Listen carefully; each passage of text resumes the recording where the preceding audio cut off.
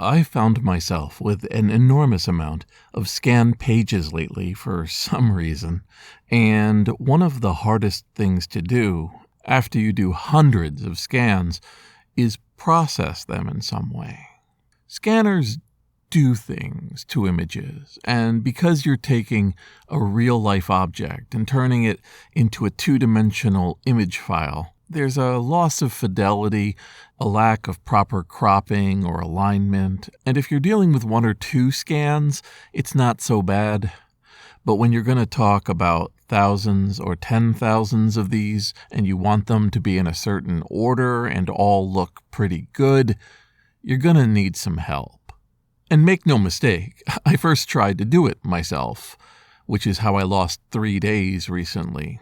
So I started looking around for what must have been some sort of inevitable utility out there that lets you do the work of processing scans. And I went through a little trip. I thought I'd take you along on it and talk about some of the conclusions I've got at the end of it. This is Jason Scott Talks His Way Out of It, a podcast about technology, history, and getting myself out of debt. Thanks to Daniel Boyd, Jeff Atwood, and the hundreds of other supporters on Patreon and elsewhere who have been supporting me and helping me get out of debt. So like I said, the first dumb thing you think is you can just do a little bit of touch-up to each original scan. Pop it into a paint program, do a little cropping, a little turning, put it out again. Shouldn't be too hard, right? And if you're doing a brochure with 3 or 4 images or the back and front of a single page, yes, absolutely, do it that way. Nice, personal touch. But what do you do when it's 400 or 800 pages, and you know they all have a similar amount of cropping, they all have a similar amount of work that needs to be done, and you want to do it as a big batch process? The name that pops up over and over again is Scantailor. Scantailor is the program you need. And as of this recording, when you do that, you make several discoveries. Scantailor, it's the program you want. It has all the features you want. It looks perfect. It's also abandoned. But then there's a light in the tunnel. You find out people have made new versions of Scantailor. They've taken the torch and passed them on. Finally, you end up finding about Scantailor Advanced, which is an example of how the worst is the best. You see, Scantailor is good. It's not great, but it's better than nothing. It's designed from the ground up to automate as much of the process as possible. If you scan a bunch of pages, you want to make sure that they're all pretty homogeneous. You don't have any horizontal ones in a field of verticals. And so, loading things into Scantailor and figuring out where the do this to everything button is, it does the work, then comes back to you. Perfect. Then you find that it has a deskew option. Even better. Go through all of these documents, find where the flatbed or sheet-fed scanner was a little bit out of alignment, let it do the fixing. Works pretty well, except when it doesn't. But then it gets a little weird.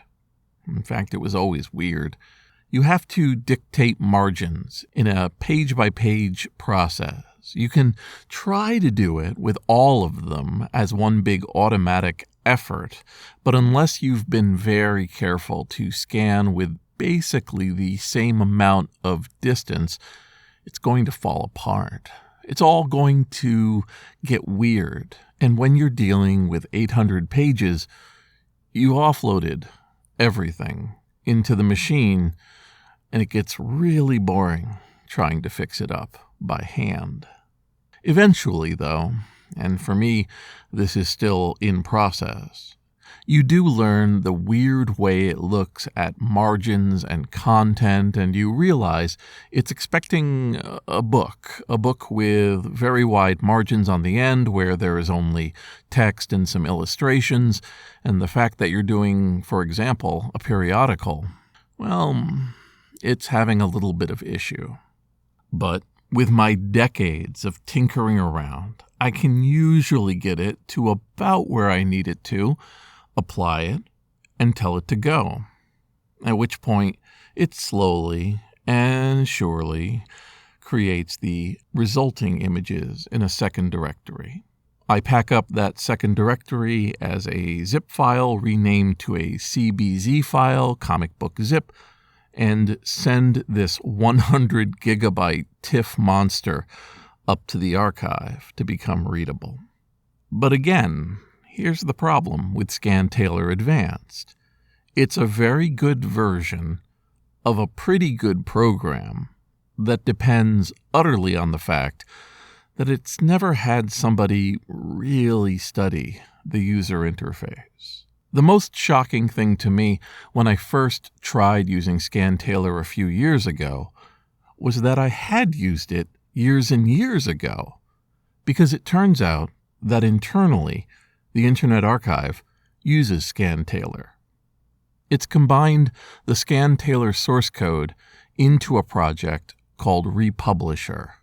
Republisher is the program that is given to Internet Archive scan centers to work with the scans from the books that then turn them into the aligned, properly metadated versions that end up on the Internet Archive. I had done some scanning of my own using this process, and so I had met the Republisher, and the Republisher was great.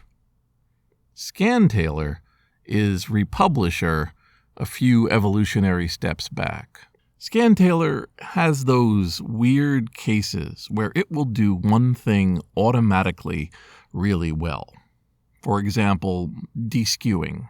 You say to it, try to deskew all these pages, and it does some work and then comes back with all of the pages aligned, fixed, working.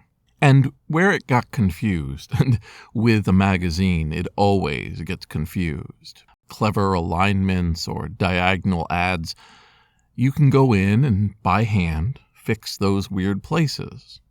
I'm a big fan of letting a machine be your augmented major domo. You set it loose, and then it says, I did my best, and what can you do to make it better? And then our little meat brains show up and make everything great. We do things better, they do things quicker. It's a very good partnership. But for some reason, I've been really held up looking into the margins, the way that it calculates page content. I only want the entire page because by their very nature, magazines are the entire page. But Scantailor, it seems, by default, goes off to assume you've scanned in some sort of book, that everything you want to put out is posterized, that is really high contrast, and black and white. So you have to tell it, please don't do black and white. Please don't posterize it. Please leave it as beautiful and variant as it was when it was on the page. And then it'll do it. Sort of.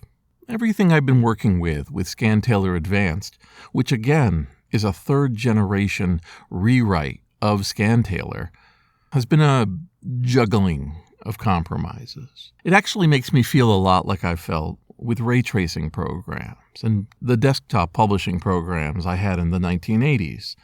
A series of really clever, really breathtaking advantages, humbled by weird shortcomings and unusual learning curves in weird places.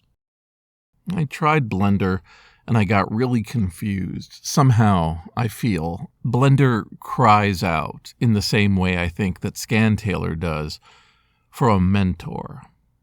I think most things, to really understand them, require a solid mentor.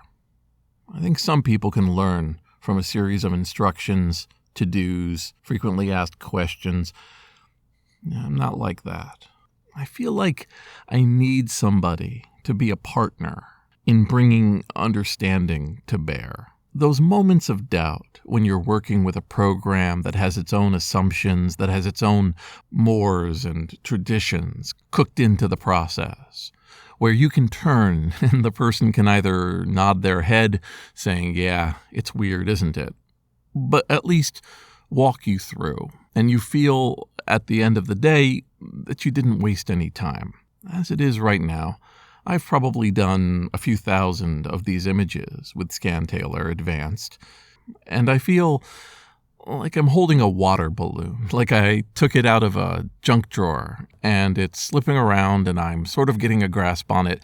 And sometimes it goes where I want it to, but sometimes I have to start completely from scratch because I don't know where I stepped wrong. It's not a great feeling. A lot of the programs I use, like Virtual Dub and Audacity, they have a mode that I will call "You Just Stumbled In." You wander in, you say, do this, and it works. It's working. It's not perfect. It's probably inefficient. You could really stand to spend some extra time on it. But it's working. You press record, you make sure you have the right microphone set, and here we are, recording a podcast. You take a videotape and you put it into a machine and it pumps over to another machine and Virtual Dub will just start grabbing it. Do you want to fiddle for 1,000 years with those little codec and cropping settings? Yeah, you do. But in the dearth of that, it's working. Looking around, you can see that classic confusion of the unmaintained project. People submitting bug reports that essentially ask, is anybody home? Is anybody doing this? Will somebody fork? That level of desperation for something which I would think, considering the amount of scanning going out there, would become the industry standard with a group of people taking it over and really adding improvements and making it work to its absolute best level. It's clear that Scantailor Advanced and its previous versions each were scratching an itch for a maintainer. But that said, I really don't feel that it's gone all the way that it can. It's here, it's working, and it's incumbent on me to get used to it. Weirdly enough, I precede applications, the idea of these self-contained programs that do a part of something. In all the machines, in the machines of my early life, what we would call applications just felt very clearly like a little stack of virtual punch cards that you ran through for an effect. There wasn't an attempt to have a whole new interface, a whole new interaction, and then to be able to do all of these operations. You would have Celsius, you'd want it to print Fahrenheit. It would draw a maze, and you would move through the maze and avoid the cat and try to get the cheese. But nowadays, these are little worlds with little kings and little kingdoms. And while I guess it's no big deal that I simply have to do a little bit of learning to be able to become a landed gentry in this metaphor, it can be pretty annoying to get to a place rich and green and seemingly like the answer to all your problems and find out that the king is gone. This is Jason Scott Talks His Way Out of It. Thanks to James Bekoyanu, Mark Pilgrim, Ernie Hershey, Michael Rubin, Dilip Reddy, Sean Kelly, Trixie the Cat, Martin, Symbionts, and Anonymous, along with the hundreds of other supporters on Patreon and elsewhere who have been supporting me and helping me get out of debt. At the end of the day, my relationship with these software programs is that of a love affair. You glance at the screenshots, you feel an emotional connection, you run them to see how they present themselves, and then you dance with them. And you hope in the dance that something great comes of it all. Sometimes you realize right off the bat that it's never going to work. But other times, you start to do the steps, and great and powerful music comes alive.